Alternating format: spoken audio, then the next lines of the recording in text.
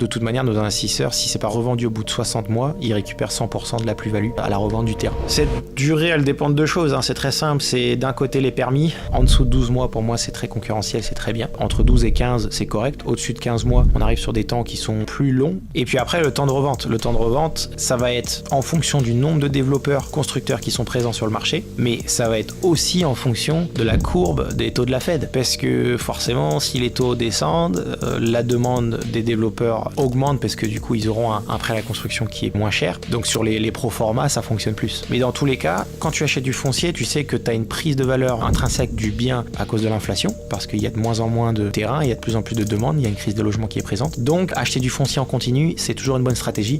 Après, nous on dit souvent dans nos investissements que ça va varier. En moyenne, on est sur entre 24 et 36 mois de revente. Le plus rapide qu'on ait eu, c'est moins de 12 mois. Le plus long, c'est 4 ans. De toute manière, nos investisseurs, si c'est pas revendu au bout de 60 mois, ils récupèrent 100% de la plus-value à la revente du terrain. Nous, je pars du principe qu'on va pas se rémunérer si on revend pas le terrain au bout de 5 ans. Le but pour moi, de toute manière, c'est que mes investisseurs puissent réinvestir et qu'ils soient fidèles chez nous pour placer leur argent.